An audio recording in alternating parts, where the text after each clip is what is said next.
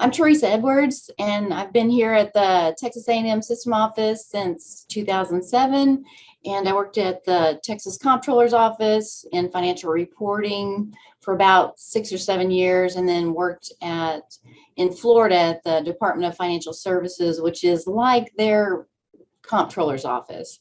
So I worked at the Comptroller's Office in Austin and felt like, all Comptroller's offices were the same.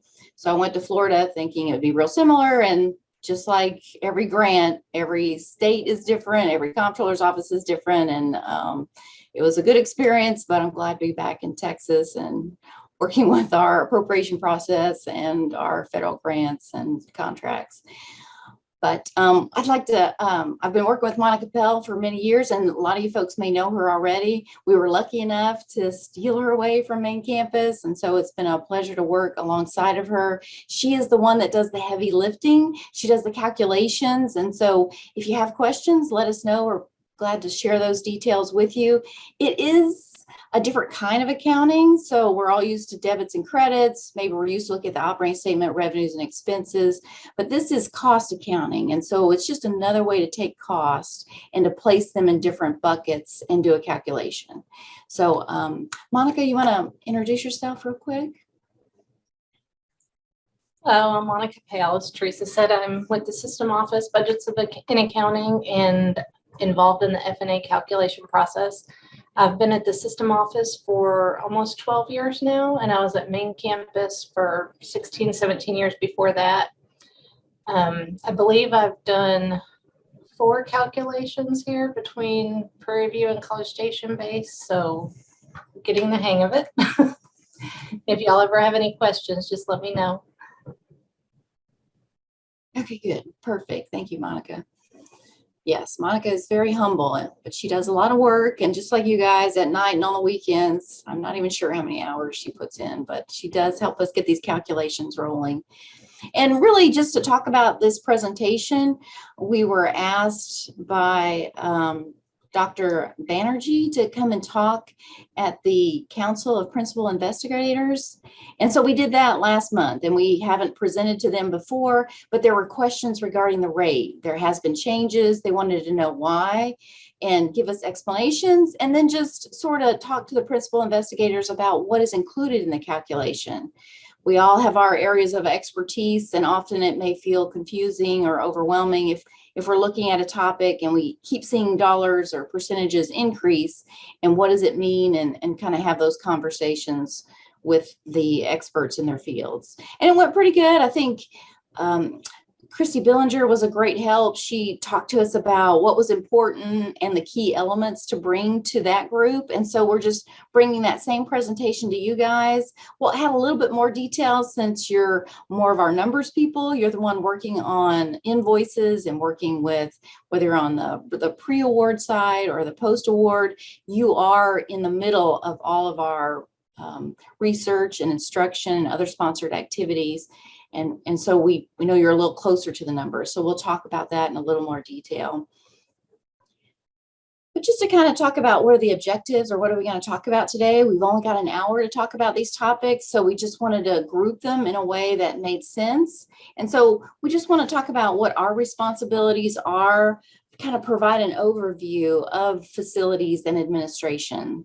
You hear many different terms. It's F&A to some folks, and some folks call it Indirect Cost Recovery, or IDC. All of those things are the same.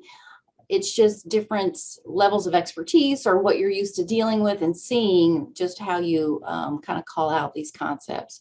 But truly it's nice to call it facilities and administration, and we'll focus on that term as we get through the presentation today.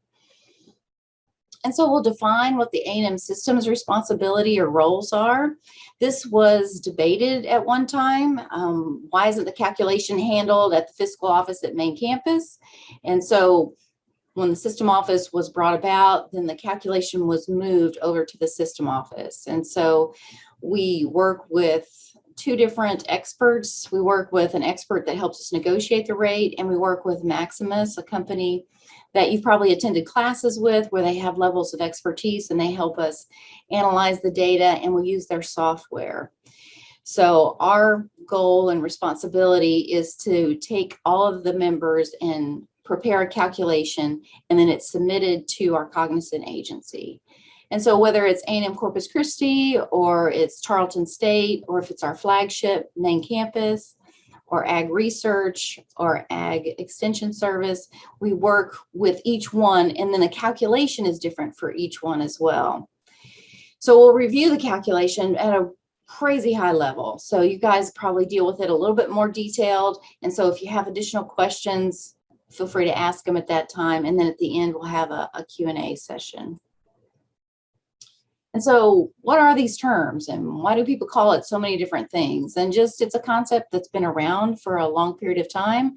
And we had uniform guidance language, and now we have the cost principles that is just in the 2 CFR Part 200. And so that language has changed over time. And so these definitions have changed, but they're very similar. Some things will be trending. Participant cost was trending over the last 2 years. And so that was a conversation that was had. Refunds has been talked about and how we should be including those in the calculation. But just what is indirect cost? And so it's overhead. Maybe what is that? And really just facilities and administration, or any shared costs. So costs that are incurred in the space, and it's we don't normally charge it directly to a sponsored agreement. And there's always exceptions, as you guys know. So for grants, there's the general rules, but then you have to go read the contracts to say specifically what can I do. And so these costs are sort of shared by a large number of projects, and just figuring out a way to determine how to allocate them in a bucket called indirect cost. And so just the second bullet sort of highlights those items, and maybe utilities is the clearest connection. So the utilities are on in our buildings, whether it's AC or heat, and what do those bills cost? How is it allocated? How is it grouped together? And as departments, we're all budgeted differently, but we may not be budgeted for our utilities. That may be paid out by the budget office. And then operation and maintenance costs. These are big key components. And so what expenses are we spending on our building? Do things break? Yes. And how are we maintaining them? Those costs are also lumped in here. And IT services is one that can be allocated across many functions, but to group that together to say, how are we supported by our IT team and pulling those costs in? And then concepts like depreciation. So we have items that were budgeted for where we purchased equipment that maybe it is depreciated over time. And we have equipment that is purchased and it is expensed immediately. So that is related to the capitalization threshold. Is it above 5,000 or below? And so depending on that answer depends on how we treat it in the indirect cost calculation. There is a cap on indirect cost, at least when it comes to the administrative costs. And then there's this interest component. So we do finance our buildings. And so there's several different ways that we can finance it. The Treasury team upstairs, they work on this for the members, and there's a capital plan that goes out.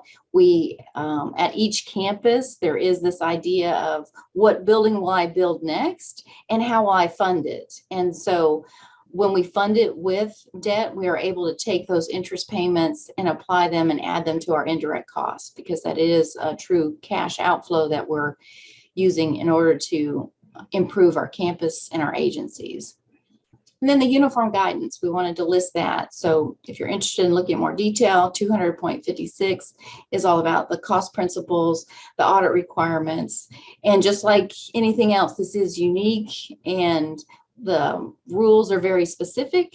And so we load in data, and then we have to make sure we're excluding certain costs, we're including other costs, and it helps us kind of provide direction about what can be included in the cost pools. So to talk about just an overview of the F&A rate calculation itself. So our accounting team works on this calculation. We have since 1996. And we work with Jim Nolan, who is with Federal Costing Concepts. And so he helps pair along with Monica once she pulls the data in and then begins to analyze the data, what it looks like and what do we need to do. And then Jim and Monica will go do additional research and determine how they should be impacting the rate or what needs to change. And so We've also added the responsibility that during the base year, we will take all the data from the accounting system, and we've always done that. So what we're loading in FAMUS, what is important, we have to set up accounts correctly, and you have to put them in the correct fund group. And so predominantly you guys are in the restricted fund group to say that you have funds that are restricted by external parties. And so we want to make sure that we are showing stewardship and placing those in restricted accounts, which begin with 4s or 5s, could be 6s too, depending on how your entity uses the chart of accounts. And then we've added a new component. We've completed several space surveys, and some of you guys may have been there with us. And so what happens is Jim and Monica look through our space and they determine which labs are critical. And we go and walk those spaces with your team. And so we ask you to take a look at it and determine what's occurring in the room. Is it instruction? Is it research? What is the percentage breakdown? And that helps us determine how we can allocate cost based upon how you're using the space. We haven't always done that, and it is important. It's something the bigger schools are doing. Research institutions do complete space surveys, and so we're glad to have added that to our process. It is tricky, it's challenging, it takes your time. There is new software that you have to enter data into in order to get the data we need. And so it's important when we have the auditors out, when the rate is being reviewed, we do have reviews. And so they come in and they want to walk that space with you too, and just verify what is happening, what does it look like? And they'll ask folks in the room, they'll say, is research being completed, or is there students in the room? And then what are they doing? Are they on research, or are they maybe studying for class? And they'll make notes, and they use all that piece of information in order to come back and negotiate the rates with us. So we do a calculation of the rate, and it will be a much larger number. And then we work with our cognizant agency to go back and forth on negotiating the rate. And so that process is challenging because just like audits that you guys have seen, things come up that maybe you hadn't looked at last year or the prior time. And so you have to work through those nuances, and the auditor will have an opinion, and then you'll have an opinion, and we have to meet somewhere in the middle. On the third bullet, the agreement is negotiated for 4 years. It can be 3 to 4 years. And then we will negotiate varying rates by type of work that's completed. And so there are several components to it, and this is where it sort of gets into cost accounting and how we're grouping costs together. On the fourth bullet, we are unique. The Texas A&M University here in College Station, we lump all these agencies and the flagship institution together, plus A&M Galveston's activity is loaded in as well. And we do that because we have shared experts and we have shared space. And so we have AgriLife Research, which completes many research items, but also they have professors that work for AgriLife Research, and they complete instruction or classes for our flagship. And so we have this unique proposal, and it can be overwhelming, just the amount of data that we pull in. We have to pull in all of the institutions and the agencies' financial statements. We have to do the space survey based upon the space that is provided. And so it is a lot of data to go through. It's probably a little unusual than what you might see at Ohio State University. And so these are the three main rates that get discussed. A lot of times organized research is the primary rate that gets discussed and talked about. And when you think about what pool that is in, that is related to our effort codes. So when you go to set up an account, you're going to define what the function is. Is it research? Is it instruction? Is it institutional support? And so that's one cut of the data. And then you have to cut it a little bit differently and say, now, is it organized research? Does it meet the federal definition? Is it separately budgeted and accounted for? And sort of those terms that you're used to. We have to bring in just the items that are deemed organized research. So when we set up accounts, it's a big deal to get these codes correctly. And then instruction. This one is something we do on a regular basis. And so we may have instruction as the function, and we may have instruction as the effort code as well. And then other sponsored activities would include things like public service. And so maybe we would have that as the function, but it is a grant that we've received and it's deemed other sponsored activities. And then you can see their different years listed and then the different rates. And we do normally try to keep the rate the same in 2 years so that it helps the grant team be able to adjust to the rates. It used to be we would get one rate for 4 years, but that's not favorable to us because the federal government, our cognizant agency, Department of Human and Health Services, they only want to increase a point or 0.5% or 1% each year. And so we know it's a little bit of a challenge, so we try to keep the rates similar, especially in a calculation year or a base year. So you can see FY 2022 has the same rates except for other sponsored activity in 2023. The DHHS did allow us a 2% increase on other sponsored activities since we were calculating a higher rate. So that was great and good to see. And then you can see as we're moving into 2024 and 2025, we did receive another increase for organized research and instruction.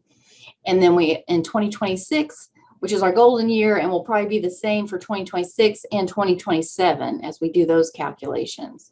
And so that's where we ended up. We're at 54% for organized research and instruction rates, and then other sponsored activity is a little bit lower rate. And the question was asked, why is it that organized research and instruction are the same percentages? Which is a great question. And it's just the amount of money that we spend on these items is very similar. And so we've been fortunate that the federal government has kept them the same. That helps make it a little bit easier just when you're looking at the rate agreement in order to pick up the right amount. And so, but that's not always the case. And you'll see other institutions where the instruction rate is lower. And these are all calculated based upon true cost.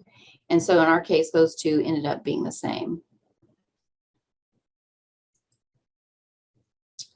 And so when we talked to the Council of Principal Investigators, you know, they had concerns about the increase in the rates. That was surprising to see the rate be at 54%. And so we wanted to talk about the administrator's perspective and the PI's perspective. And through talking to David, we could have both sets of folks listening to this presentation. And so you may fit into both of these, or you may fit into one. Maybe you're more of on the administrator side, or you're on the principal investigator side. And we would just say, we can speak to the administrator's perspective, and we did learn some things at the Council of Principal Investigators meeting, and so we can share a little bit on the PI perspective, but our strength is in the administrators, and that's our responsibility. And that's all about what you guys are looking for, like compliance and stewardship. And we have to look at the cost accounting standards and what's changed from our last proposal. Are the rules, do we need to modify them? Are we bringing in all the data? Do we tie back to the financial statements? And then are we matching up with the costs that are coming out of our financial statements and be able to explain any variances that we see? And then from the PI's perspective, a PI spends their whole career developing their reputation and becoming experts in their field, and then, you know, applying for grants and contracts in order to increase the work in their area. And you see articles all the time in the paper about experts in neurology and trying to make improvements in their field and doing research. And how do they get that paid for? And so they want to have an indirect cost rate that maybe is lower because they want to spend dollars, the direct dollars. That's where they have the budgeted line items, what can they spend it on, and they're really focused right there. And so often the indirect cost can be seen, I've heard it called a tax or a movement or taking away from the PI's dollars. But these are just calculations, and we do go through them, and we're very conscientious about what's included. And we do have a responsibility to also consider the indirect costs that are related to the direct cost. And so the main responsibility for us is to, as administrators, is to align the indirect cost rate with actual cost. The federal government does not give us anything for free. As you know, they work very hard on putting things in the proposal. They have allowed costs, they have unallowed costs. You have to do and analyze that activity and ensure that the expenses are aligning with what was budgeted. And we have that same responsibility. We want to calculate our indirect costs. We don't want to overstate them. We don't want to understate them. We need to make sure that those actual costs are accurate. And so how do we do that? Because we are a system, there's so many of us that we have to work with each fiscal office. And each fiscal office, whether you're at AgriLife Extension or you're at TEAS or TEACS, any of those entities, your data is very important and it's analyzed in different ways. You'll use it for your purpose, and then we take it into consideration when we use it for ours. And so we can't do it alone. We require the expertise in the fiscal office at each entity's member. And then ensuring the space survey is completed and uploaded into the cost accounting software. So we do have a separate software module related to space survey, and Monica will bring that up. She'll work with our consultants and it gets out there on the web. And then we assign user IDs and work with teams in order to get the space reviewed. Right now, we just look at the lab space. That's over either 1.5 million or $2 million. We have a different threshold every time we look at it. And then we'll ask you guys to walk those labs and provide us the details. And then we work with Jim, our F&A consultant, and management on negotiations. And so what DHHS does the first round is they give us 13 pages of all these crazy questions, and they'll be very detailed or they'll be high level. And it's whatever auditor, when they're looking through our data, they're wondering, what is it? Our negotiation is due to be turned in by February 28th. During the following, our base year ends in August, then we'll submit the proposal to DHHS by February 28th. Then we get the 13-page questionnaire, and Monica and Jim will go through and pull the details. They'll answer the questions. Some are theoretical in nature, and so we'll provide text, and some of them are Excel spreadsheets that are produced in order to verify the data that we receive. But anything that catches their eye that they want to ask questions about, they're certainly allowed to do that, and it's their responsibility to make sure that we are submitting an accurate proposal. And then site visits is what we call them. You probably have site visits as well. So we did have the auditors on site. They did want to walk the space and see what was happening at Texas A&M and all of our agencies. We have had a large increase in research over the years.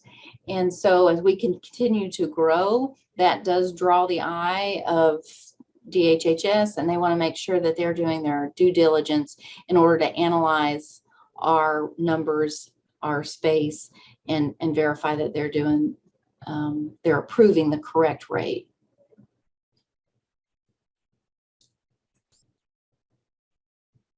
And just things to remember about the F&A process.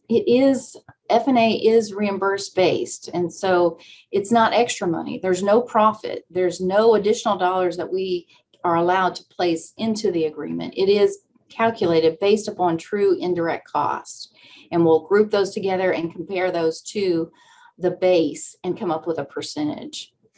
And so F&A rates do not increase the total grant revenue that your institution or agency will receive.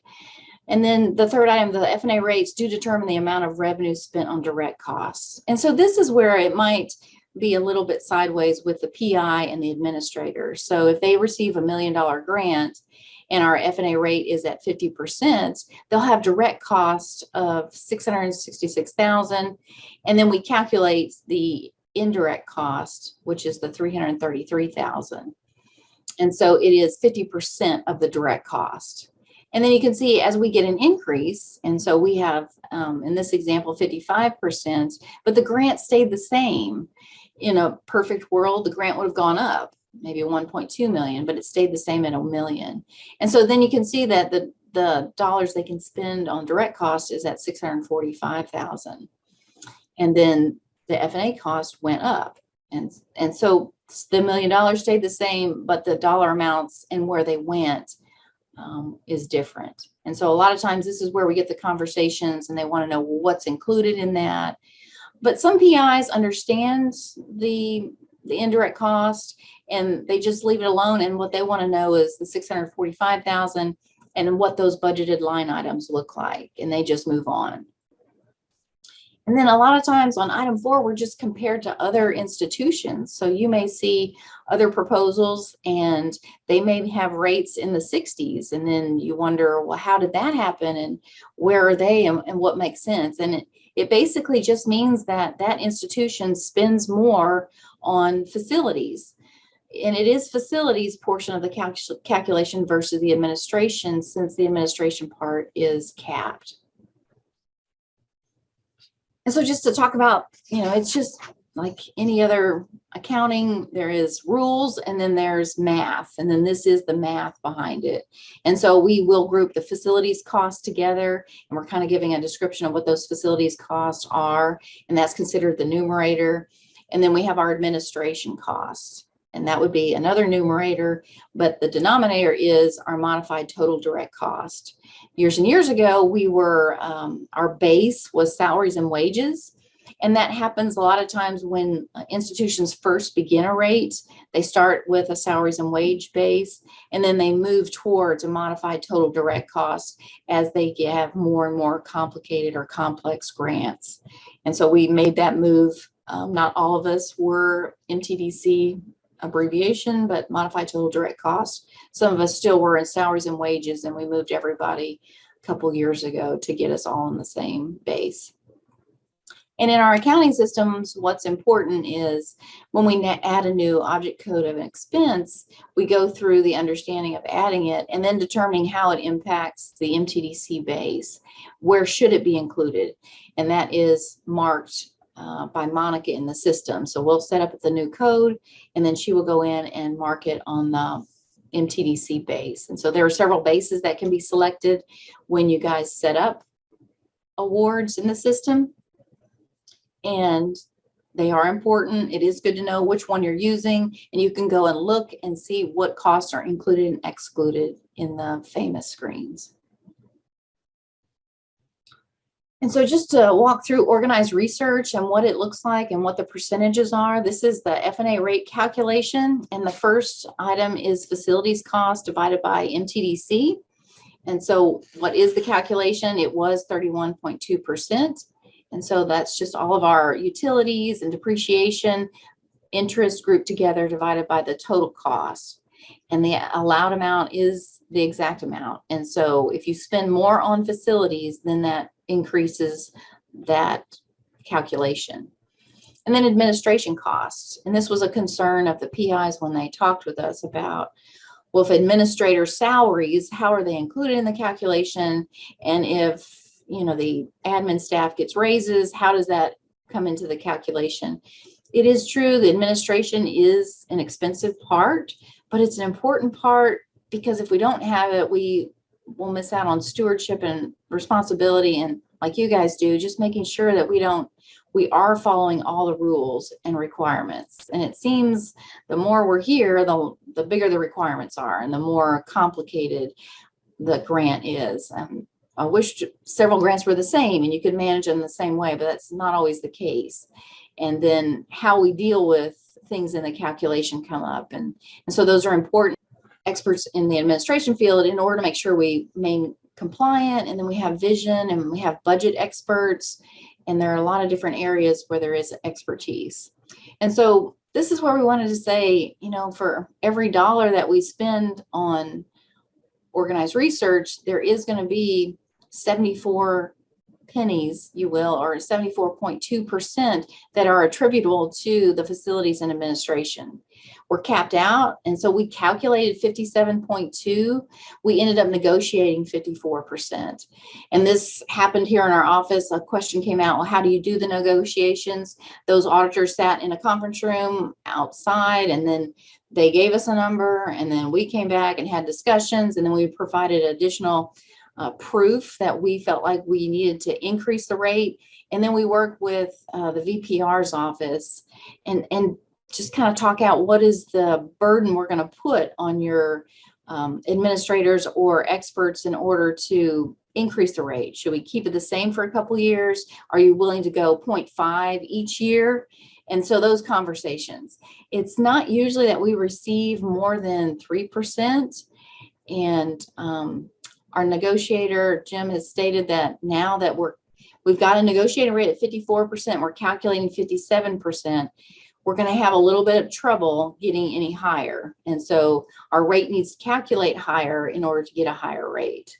And so in some years, about 10 years ago, the rate sort of stayed the same. And there were concerns about, well, why is that? And why didn't we get the increases? But if we don't spend the money to build research facilities or instruction facilities, then we don't calculate it. And so that's where the federal government wants to make sure that it's fair and goes through and caps the administration side, and then we negotiate the rate. So this is just the current situation and the future proposal. So A&M Systems submitted the proposal in 2021, and we went through the negotiation process with our folks in Dallas. We've gone there occasions, but predominantly they come here so that they can walk the space and do a review. We had a rainstorm when they were visiting, so they didn't review all the facilities that they wanted to. They wanted to get through 3 or 4 of the labs, and we ended up only getting through 2. And so it went well, but there were good questions that were asked. And then the organized research rate was that calculated 57.2, and then where we ended up was these 51.5. And then in 2024 and 2025, 52.5, and we landed at 54% in 2026, which is still below what we're calculating, but we felt good about the calculation and management felt good about it. And the actual rate, again, is still greater than the negotiated rates that we receive from DHHS. Our next proposal will be in 2025. And so that will be considered our base year. It will end in August. And again, in February 28th, we will submit the proposal and move forward.